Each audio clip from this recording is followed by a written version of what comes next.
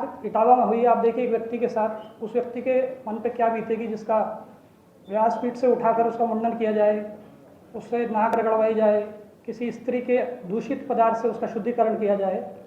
तो मेरा ये मानना है कि बहुत ही देश को हिला देने वाली घटना है और समाज को बांटने वाली, देश पे इसका गहरा प्रभाव पड़ेगा, ऐसा मैं मानता हूँ।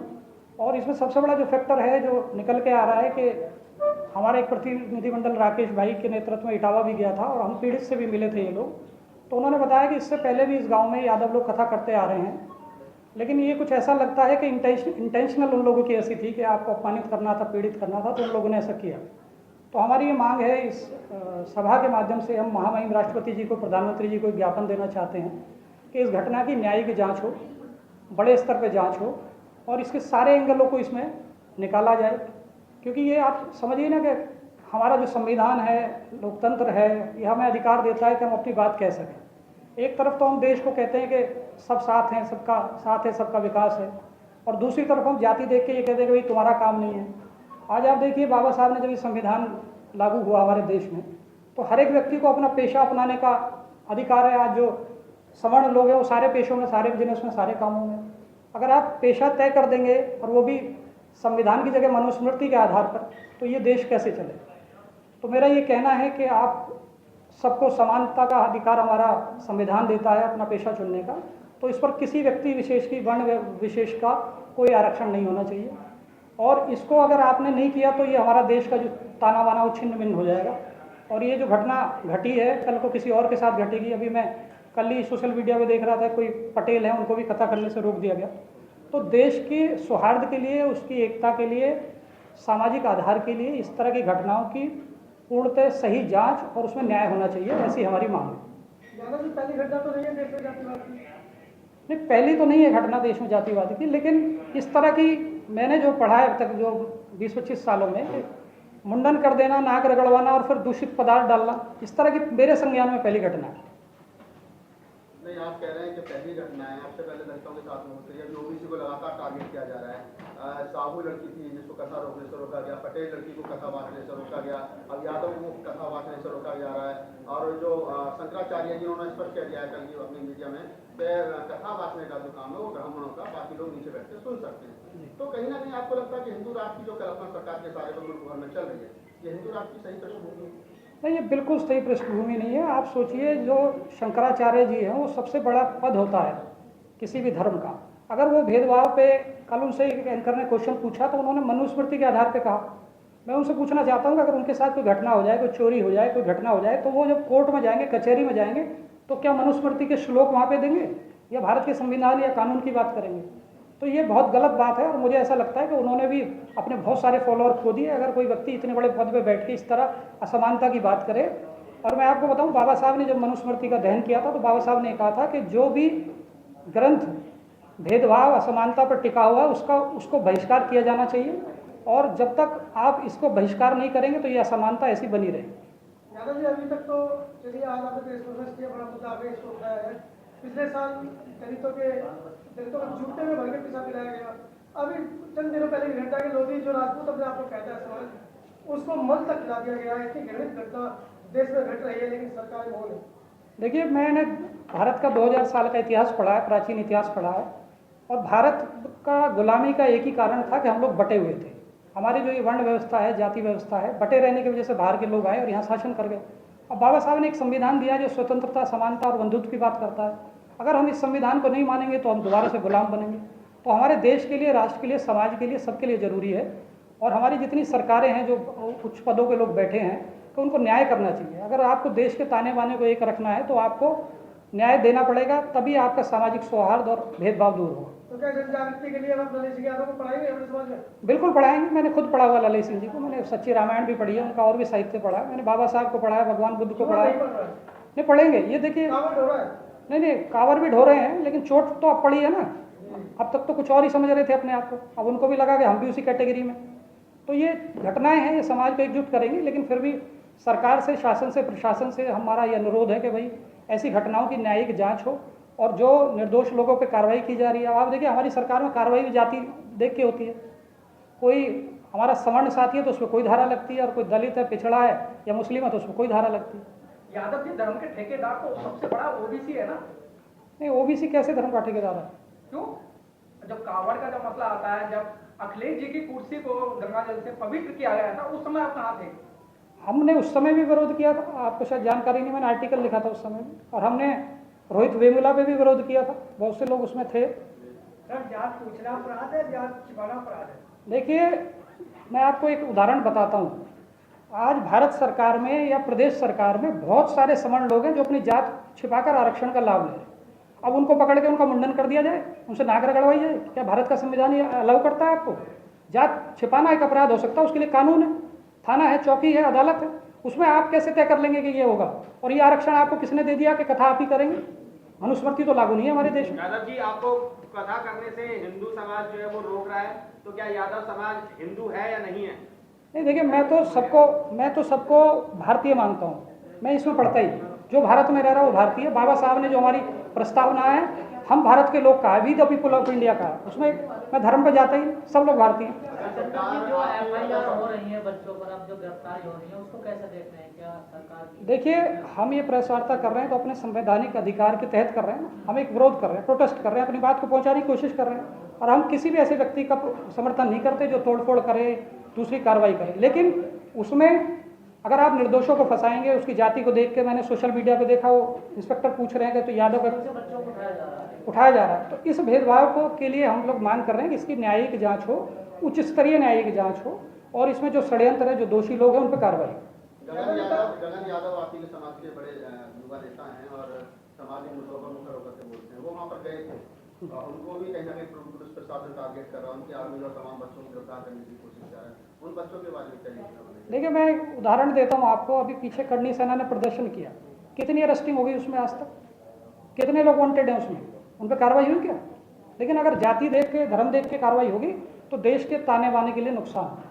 डॉक्टर अम्बेडकर ने कहा था कि भारत का इतिहास कुछ नहीं है, सिर्फ बुद्धिज्म और मनुवाद के बीच का टकराव महज है। तो आप मानते हो कि वो कहीं ना कहीं मनुवाद और बुद्धिज्म में जो असमानता है, वो कहीं ना कहीं वर्तमान परिस्थितियों में ज्यादा जो अगलाई दे रही है, क्योंकि हिंदू राष्ट्र की कल्पना जो है वो सरकार के इशारे पर मुल्क भर में चल रही है। अभी ये खबर आ रही है कि जो सवाल तो जिनके पूरा साथ भाई लापता हो गए हैं, तो उसको उनका उत्तर दे दूं पहले। देखिए, ये आपकी बात राहुल जी सही है कि जब सत्ता का आश्रय प्रश्रय किसी को भी मिलेगा तो वो आदमी की हिम्मत दुस्साहस की बढ़ जाती है। आज आप ये प्रकरण इसलिए देख पा रहे हैं कि मैं किसी वर्ग को, किसी वर्ण को, किसी जाति को टारगेट नहीं कर रहा। हर जाति में अच्छे बुरे लोग होते हैं। बहुत सारे सवर्णों में लोग हैं, मैं पोस्ट देख रहा हूँ, हमारे पक्ष में डाल रहे हैं, अच्छी बातें कह रहे हैं। मैं सिर्फ उन लोगों को कह रहा हूँ जिनकी मानसिकता मनुस्मृति को मानने की है, भेदभाव की है, और उनको ऐसा लग रहा है कि सत्ता में उनके लोग बैठे हैं, केंद्र में उनके लोग बैठे हैं, तो ये उनकी गलतफहमी है। सरकार किसी एक समाज से, एक जाति से, एक धर्म से नहीं बनती, सबका वोट उसमें लिया जाता है। तो जब दूसरे समाजों के साथ अन्याय होगा, अत्याचार होगा, तो वो अब नहीं देंगे, 27 में 29 में जवाब देंगे। तो मुझे नहीं लगता कि कोई भी टॉप लीडरशिप ये चाहेगी कि किसी एक वर्ग को ज़्यादा प्रेशर दिया जाए, दूसरे को कम दिया जाए। ये तो हर एक शासक के लिए भी मुश्किल है ना। लॉ एंड ऑर्डर की दिक्कत आप देख रहे हो, प्रदेश में रोज घटनाएं हो रही। तो मुझे नहीं लगता कोई मुख्यमंत्री, प्रधानमंत्री ये चाहेंगे। सरकार इस तरह वार्ता के बाद भी सजग नहीं होती है और कोई कड़े डिसीजन नहीं लेती, तो क्या करेंगे आप? देखिए, आगे हम लोग एक प्रतिनिधि मंडल बना के पीड़ित से भी मिलेंगे और अपने समाज को, पिछड़े समाज को जगाएंगे कि भाई आप जो शास्त्र, जो धर्म, जो आपको कथा करानी है, आप अपने आप करिए। केरल में, तमिलनाडु में ये कानून बन गया। आप वकील बनते हैं तो बैरिस्टर की डिग्री लेते हैं, डॉक्टर बनते हैं MBBS की डिग्री लेते हैं, हर एक पेशे की एक डिग्री है। तो पुरोहिताई की डिग्री तमिलनाडु, केरल में संविधान की तरह लागू है। कोई व्यक्ति योग्य है, उसको ज्ञान है, शास्त्रों का ज्ञान है, या वो पढ़ा लिखा है, वो एक परीक्षा दे और वो पुरोहित बन जाए। तो इसमें आरक्षण क्यों रहे? यादव जी, ऐसी खबरें आ रही कि जो पीड़ित है उनसे संपर्क नहीं हो पा रहा है, उनकी सुरक्षा के लिए कुछ उपाय करेंगे, क्या करेंगे, क्योंकि मामला बड़ा संगीन है। देखिए, अभी तो मेरे संज्ञान में नहीं है, लेकिन जैसे आपने बताया है, हम इसका ज्ञापन देंगे, उनको भी जाएंगे भी, मिलेंगे भी लोगों से। लोकतंत्र में तो यही अधिकार है ना आपको कि भाई आप अपनी बात को कह सकते हैं, मंच पर जाके समझा सकते हैं। यादव जैसे एक चीज और है, उत्तर प्रदेश में जो पिछड़ी जाति के कुछ लोग हैं उनको एसटी में जोड़ा जा रहा है, उसका क्या कहना चाहेंगे? जो मंत्री भी बने बैठे हुए हैं, ये दूसरा विषय, आज का विषय नहीं है। यादव के साथ हो रहा है। नहीं, सर, आज यादव के साथ हुआ था, प्रेस कॉन्फ्रेंस कर रहे हैं। अगर बाकी और जातियों के साथ हुआ तो उनके साथ आप नहीं, आपको शायद जानकारी नहीं है। मेरे कुछ साथी यहाँ थे, मैंने रोहित वेमुला के लिए किया था, गाजियाबाद प्रदर्शन किया था। मैं इसको यादव खाली उस पर नहीं देख रहा कि मेरे समाज पे हुआ है। मैं जरूर अपने समाज के लोगों को लेकर बैठा हुआ हूँ, क्योंकि यादव जो है उत्तर प्रदेश में पिछड़ों में सबसे बड़ी जाति है, और जो सबसे बड़ी जाति है उसका कर्तव्य भी सबसे बड़ा। अगर हम नहीं करेंगे, विरोध नहीं करेंगे, तो जो और शोषित पीड़ित लोग हैं वो हमारे साथ जुड़ेंगे ही नहीं। वो सोचेंगे भाई यादव भी दब गए तो वो भी वैसे ही बैठ जाएंगे। और दबना लोकतंत्र में आपको अधिकार है, आप अपनी बात दमखम से कहिए और सरकारें इसको मानेंगी, झुकेंगी, क्योंकि संख्या बल से आपके वोट से सरकार बनती है ना। सिकंदर जी, शोषण भी आप लोगों का हुआ, अपमान भी आप लोगों का हुआ, घेरा भी आप ही लोगों को जा रहा है देश भर की तरफ से और सरकार और मीडिया की तरफ से भी। जी। तो ये ऐसा क्यों हो रहा है? आप ही को ही आरोपी बनाया गया है। देखिए, मैं ये ऐसा होता है जैसे सामंतवाद में, मनुवाद में यही होता है कि जो पीड़ित है उसी के ऊपर मुकदमे लगा दिए जाते हैं। लेकिन जब जनबल जागेगा, लोग जागरूक होंगे तो सब चीज़ें वापस होंगी, चेंज होंगी, क्यों नहीं होंगी। भाई जो लोकतंत्र है वो तो जनबल से है ना, जनता की ताकत से खड़ा। अखिलेश यादव जी को विलन बना दिया पूरा की राजनीति कर रहे हैं इस तरीके की। नहीं, किसी को घटना को, किसी को अपमानित करना और किसी को सम्मानित करना राजनीति कैसे हो जाएगी? अगर आप किसी को अपमानित कर रहे हैं और मैं आज उसके पक्ष में कह रहा हूँ तो ये राजनीति नहीं होगी ना। राजनीति तो हर व्यक्ति किसी न किसी विचारधारा से जुड़ा हुआ। सर, पहले दलितों पे शोषण हुआ, फिर मुस्लिमों पे हुआ और अब आप पे यानी यादवों पे हो रहा है। अगला नंबर किसका है सर?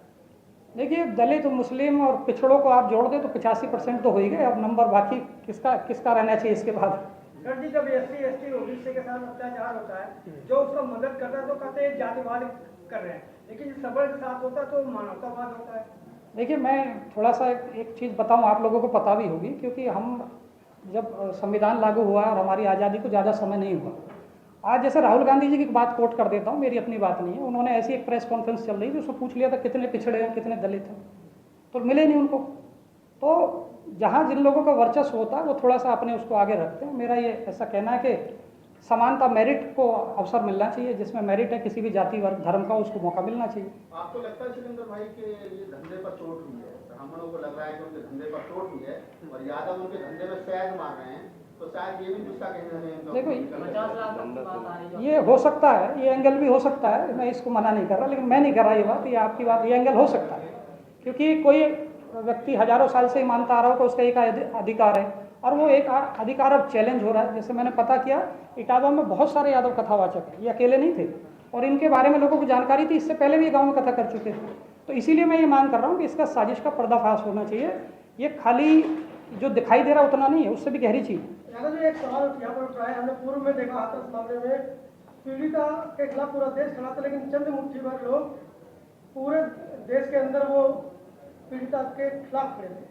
उसी तरीके से आज पूरा ब्राह्मण समाज नामंद हुआ है और वो ये कह रहा है कि चोटी काट दी, कोई बात नहीं, एक आदमी ने काटी, उनके परिवार का मामला था, पूरे ब्राह्मण समाज को गाली दी। ये बात सोशल मीडिया पर निकल कर आ रही है।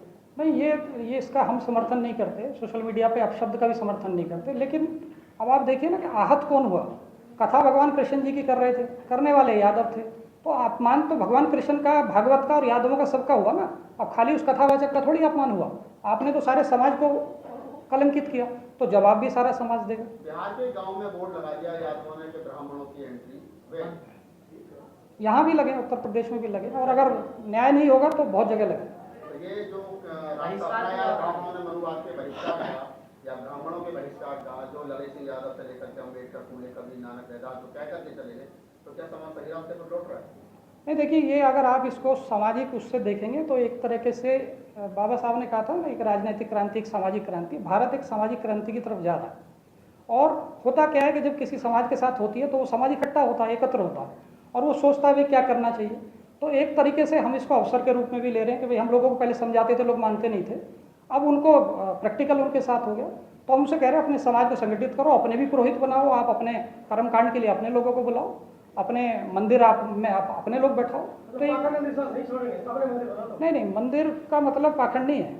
अगर आप मंदिर का मतलब पाखंड कहेंगे, खाली कर्मकांड का मतलब पाखंड है कि मंदिर के नाम पे अगर आप शोषण करें तो वो पाखंड। यादव की मनगढ़ंत कहानियां या कथाओं से अगर बोध कथा पे अगर ध्यान दिया जाए तो कैसा रहेगा? देखिए, ये जो आज का कॉन्स्टिट्यूशन है ना, ये जो आज का हमारा संविधान है, बाबा साहब ने जो दिया, ये भगवान बुद्ध को अगर आप दर्शन पढ़ेंगे ना, तो ये तीनों चीज़ उसमें है। लेकिन अभी तक तो आपने नाम लिया ही, आप तो मंदिर की बात कर रहे हैं और तिलक की बात कर रहे हैं। नहीं, मैंने तिलक कब की बात कब की आप बताइए। नहीं, तिलक की बात कब की मैंने? ये मंदिर की तो बात की ना, मंदिर का मैंने सिर्फ ये कहा कि मंदिर का मतलब मेरे घर में भी मंदिर है, तो मैं वहाँ कर्मकांड वो थोड़ी कर रहा हूँ। सिकंदर जी, लास्ट सवाल ये है, जो महिला जिसने आरोप लगाए थे उन पर, जो कथा पाठक थे, वो महिला अब यादवों की जो पेट के आए महिला, उनके लिए बड़े अपशब्द बोल रही है। हाँ, उन पर कार्रवाई होनी चाहिए, हमने मांग की है, इसमें हमारे ज्ञापन में FIR हुई है और भी उसमें कार्रवाई। सिकंदर जी, मेरा आपसे सवाल है, बाबा रामदेव आपके समाज से आते हैं, क्या आप उनसे कुछ रिक्वेस्ट करेंगे कि हमें न्याय दिलवाया जाए, क्योंकि वो भी उन्हीं के गेरुआ कपड़े पहन के अपने बिजनेस कर रहे हैं इस पूरी आड़ में, धर्म की आड़ में। देखिए, सिर्फ बाबा रामदेव से नहीं, मैं तो अपने समाज के जितने MP MLA जनप्रतिनिधि किसी भी पार्टी में किसी भी उसमें सबसे हम लोग अनुरोध। तो सम्मान मिल रहा बाकायदा रामदेव यादव साहब को। सम्मान तो बहुत लोगों को मिल रहा है, ऐसे आप देखेंगे अलग अलग, जैसे बाबा रामदेव हैं या दूसरे लोग हैं, बहुत सारे संत हैं जो अपना पूरा नाम नहीं लिखते, जैसे ये आधार बना रहे थे ना, कोई नाम नहीं लिखा, तो आप देख लीजिए लिस्ट निकाल के भी गूगल से, पूरा नाम किसी का नहीं मिलेगा आपको।